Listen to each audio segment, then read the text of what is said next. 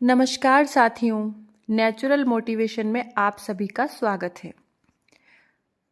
आज मैं आपको एक और नई पौराणिक लोक कथा यहाँ पे सुनाने जा रही हूँ। ये पौराणिक लोक कथा मैंने सुधा मूर्ति जी की पुस्तक अंडे से निकला आदमी से ली है। इससे पहले मैं आपको 2 लोक कथाएं सुना चुकी हूँ और आज मैं आपको तीसरी पौराणिक लोक कथा सुनाने जा रही हूँ। इसका शीर्षक है आदि शंकराचार्य जी की कहानी, जो इस प्रकार है। केरल का एर्नाकुलम जिले में पोरियार नदी के पूर्व में कलाडी नाम का एक गांव था। 18वीं सदी के प्रारंभ के वर्षों में उस गांव में आयरबा नाम की एक युवा विधवा स्त्री अपने पुत्र शंकर के साथ रहती थी।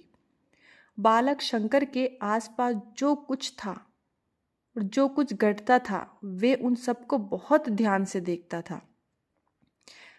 वे बहुत बुद्धिमान था और बचपन से ही सन्यासी बनना चाहता था। वे जब तब अपनी माँ से पूछता था, आप मुझे सन्यासी बन जाने देगी माता? आयरबा को डर था कि वह अपना एकमात्र पुत्र खो देगी। आयरबा के एक ही पुत्र था और वह पुत्र भी हमेशा सन्यासी बनने की बात करता था। तो उस माँ को हमेशा एक डर सा रहता था कि कहीं अगर ये सन्यासी बन गया तो मैं अपना एकमात्र पुत्र भी खो दूंगी। इसलिए वे ऐसी किसी भी बात को बिल्कुल पसंद नहीं करती थी। शंकर अपनी माँ को दुखी नहीं करना चाहता था, इसलिए वे चुप हो जाता था, लेकिन उसने उम्मीद कभी नहीं छोड़ी थी। एक दिन जब वह 8 साल का था और नदी में नहा रहा था, उसी समय एक मगरमच्छ ने उसका पैर अपने मुंह में दबोच लिया और उस पर अपने दांत कसकर गड़ा दिए। उसकी माँ सहायता के लिए जोर जोर से चिल्लाई, लेकिन वहाँ कोई नहीं था।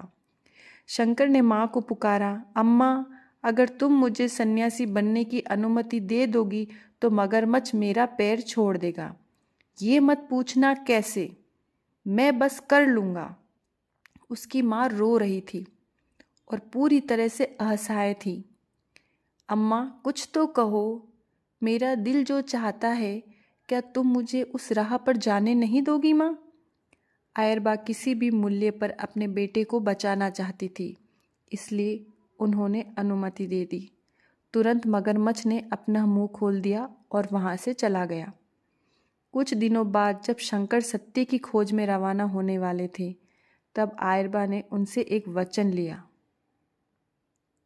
कोई बात नहीं पुत्र, कहीं भी रहो, लेकिन जब तुम्हें मेरी मृत्यु का समाचार मिले तो मेरे अंतिम संस्कार के लिए वापस जरूर आना। ऐसा आयरबा ने अपने पुत्र शंकर को बोला।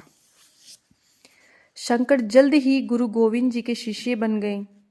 उन्हें वेद, उपनिषद, ब्रह्मसूत्र और अनेक ग्रंथों का अध्ययन किया।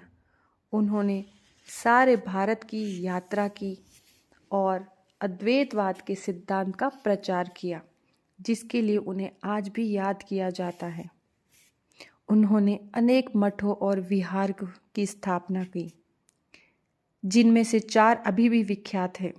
पहला कर्नाटक के श्रृंगेरी में है, जहां उन्होंने देवी सरस्वती का मंदिर बनवाया था। अन्य मठ केदार, पुरी और द्वारका में स्थित है।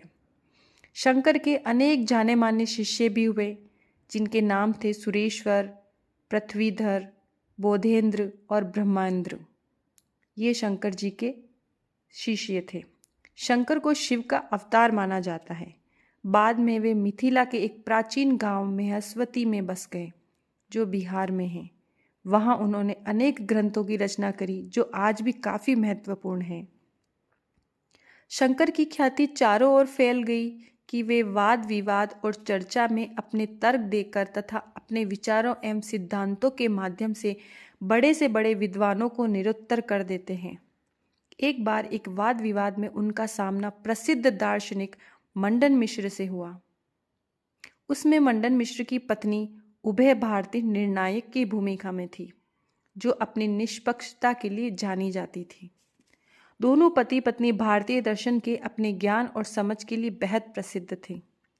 ये तय किया गया था कि अगर मंडन मिश्र हारते हैं तो वे सन्यासी बन जाएंगे, और अगर शंकर हारते हैं तो वे विवाह करके गृहस्थ का जीवन बिताएंगे। कई दिनों तक तर्क वितर्क चलता रहा। अंततः शंकर की विजय हुई। वह जीत गए। उभय भारती के लिए काफ़ी भारी पड़ रहा था, लेकिन वह तटस्थ रही और शंकर के पक्ष में उन्होंने फैसला सुना दिया। इसके बाद मंडन मिश्र का नाम सुरेश्वर पड़ा और वे शंकर के शिष्य बन गए। वे श्रृंगेरी मठ के पहले आचार्यों में से एक बने। 32 वर्ष की आयु में शंकर केदारनाथ से अचानक लापता हो गए और फिर उनके बारे में कहीं कोई जानकारी नहीं मिली।